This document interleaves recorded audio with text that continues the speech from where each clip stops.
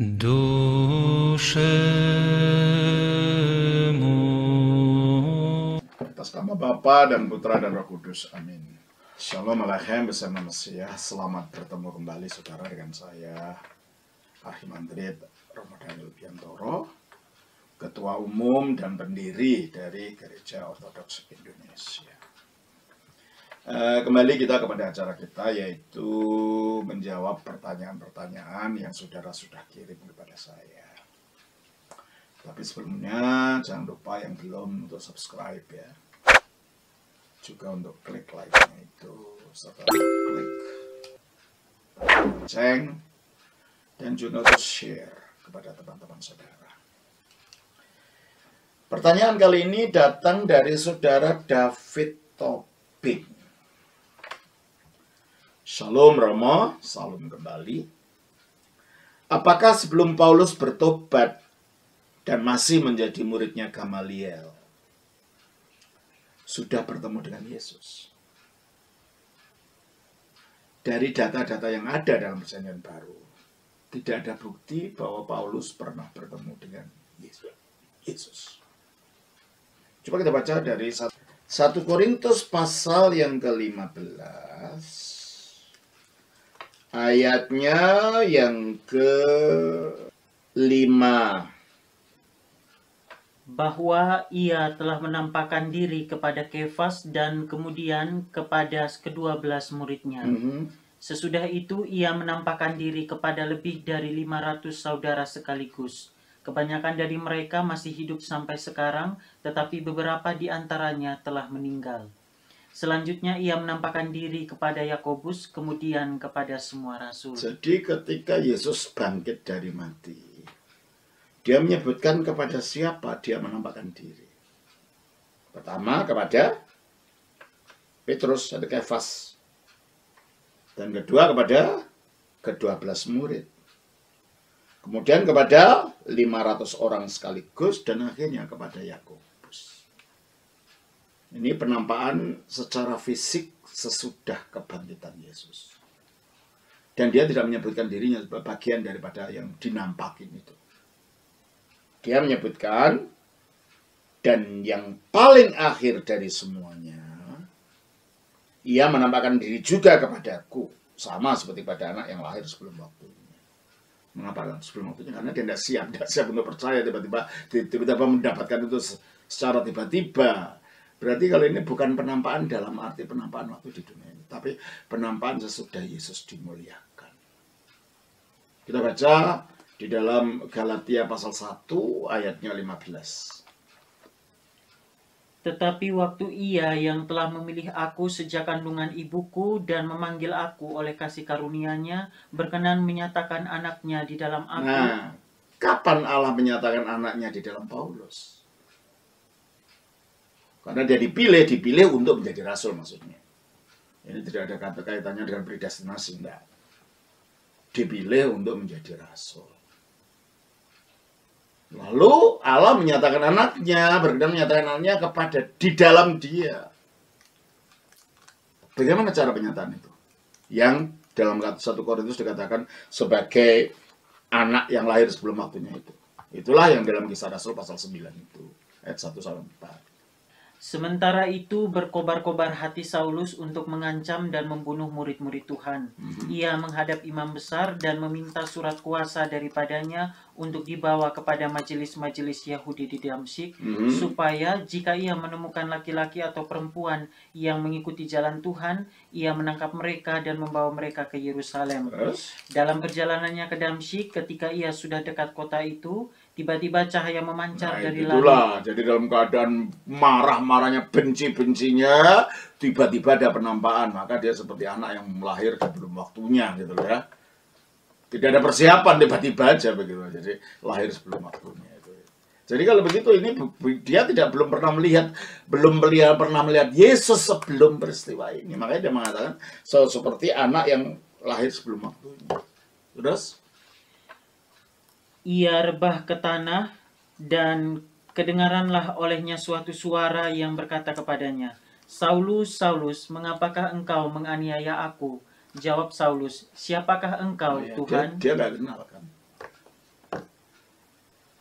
Dia nggak kenal. Terus? Katanya, akulah Yesus yang Baru kau di aniaya penemuan itu. Jadi Paulus dari data-data yang ada, dia nggak pernah ketemu Yesus pada waktu hidupnya. Jelas ya?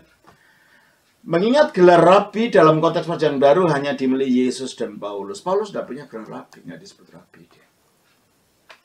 Dia hanya, coba ayat 1, pasal 9 ayat 1 tadi. Sementara itu berkobar-kobar hati Saulus untuk mengancam dan membunuh murid-murid Tuhan. Terus? Ia menghadap imam besar dan meminta surat kuasa daripadanya untuk dibawa ke majelis-majelis. Pertanyaannya, apakah dia menjadi anggota Sanhedrin? Dia tidak sebutkan itu. Mungkin para imam, yaitu para pimpinan agama Yahudi waktu itu, yang tergabung dalam Sanhedrin. Sanhedrin itu semacam majelis ulamanya gitu ya. Majelis ulama Yahudi. Karena melihat orang muda yang punya semangat luar biasa ini, mereka tenaganya dimanfaatkan oleh para rabi, maka diberi surat. Tapi apakah Paulus sendiri anggota Sanhedrin? Nggak ada disebutkan. Bahkan pada waktu dia menunjukkan kredensialnya, kredensial itu apa sih bahasa Indonesianya itu apa ya? Syarat-syarat supaya dia dapat dianggap gitu loh ya maksudnya. Itu dia tidak menyebutkan tentang menjadi anggota Sanhedrin. Coba kita baca di dalam Filipi. Filipi pasal yang ketiga.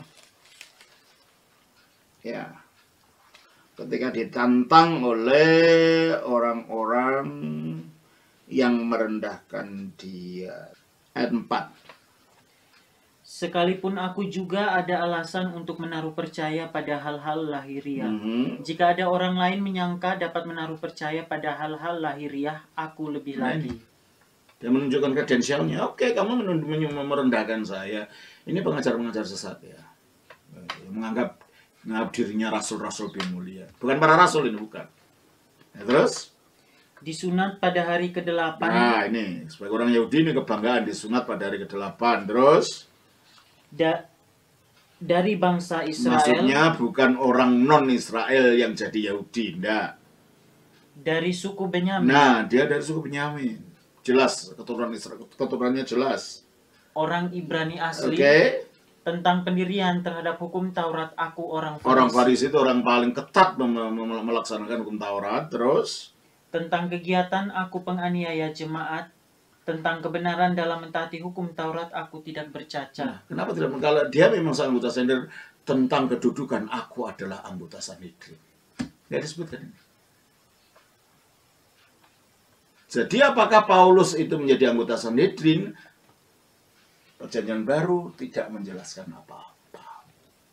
Hanya dia kemungkinan besar memang karena mempunyai semangat ini apa tadi?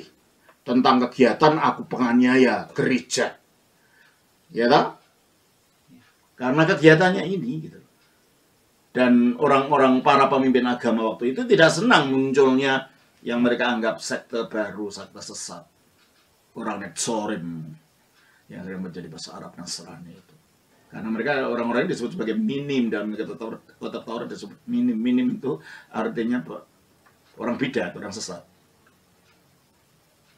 Nah, mungkin karena semangatnya membela agamanya itulah dia diberi surat kuasa tadi. Tapi apakah dia anggota Sanhedrin? Masih banyak pertanyaan di antara para sarjana juga. Jelas ya? Jadi apakah dia rabi? Enggak lah. Waktu itu enggak.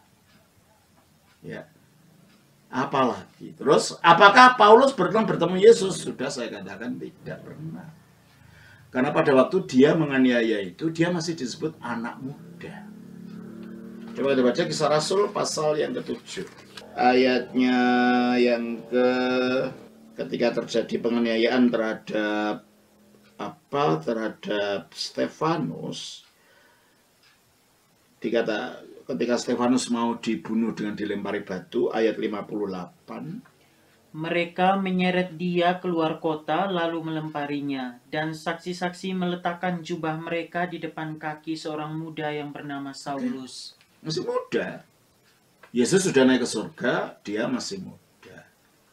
Ya kira-kira mungkin umur 25 ke bawah lah. Syarat untuk menjadi anggota Sanhedrin kira-kira umur 30. Jadi kalau dia disebut orang muda, ya pastilah bukan sama anggota Sanhedrin, dan dia sendiri tidak pernah mengatakan diri anggota Sanhedrin. Kalau gitu dia bukan rabi, dia tidak pernah menyatakan dirinya sebagai rabi juga. Gitu ya. Jadi apakah Paulus pernah bertemu Yesus? Ya, dikatakan tidak, apalagi dia masih muda, sesudah zamannya para rasul pun dia masih muda.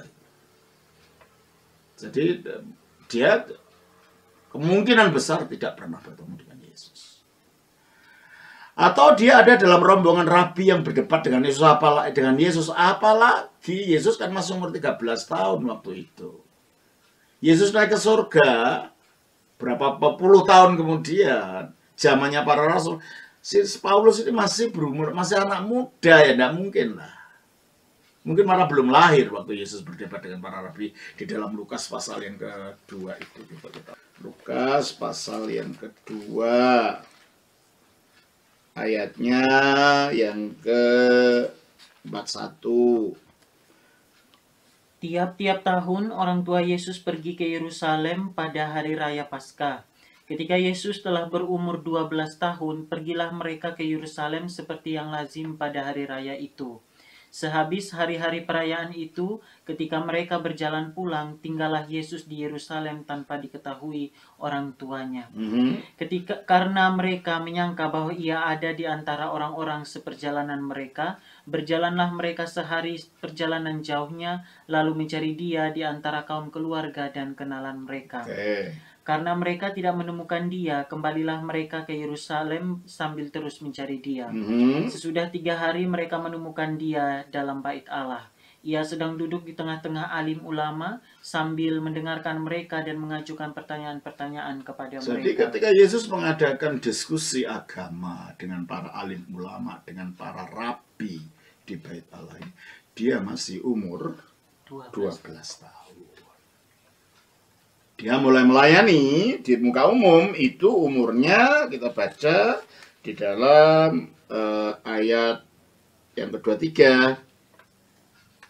Ketika Yesus memulai pekerjaannya, ia berumur kira-kira 30 tahun. Nah, dari 12 tahun ke 30 tahun berapa? 18 tahun. 18 tahun. Itu mulai pelayanan. Terus dia meninggal umur 33, jadi 21 tahun. Lalu dia naik ke surga, ya. Gereja mulai berkembang. Stefanus dibunuh. Itu tahun berapa? Coba saya lihat. Pembunuhannya Stefanus ini. Saya lihat kalau ada datanya. Saya lihat ya sebentar ya. Nanti kita hitung tahunnya itu, ya. Di dalam Kisah Rasul pasal yang ke-7, ya. Kisah Rasul 7 ayatnya berapa tadi? Ayatnya yang ke-58. 58. Sayang di sini ada datanya. Ya kira-kira tahun 40-an lah. Nah, kira-kira tahun 40-an itu. Karena Yesus naik surga itu tahun 33. Terus gereja berkembang ya antara tahun 33-40. Kalau ditambah yang tadi berapa umur Yesus dari masa kecilnya tuh? 18 berapa? Ke berapa? 18 sampai dia melayani 12 sampai melayani 30. Itu 18 tambah 3. 18 tambah 3 21. Dapat 21 itu tahun 33.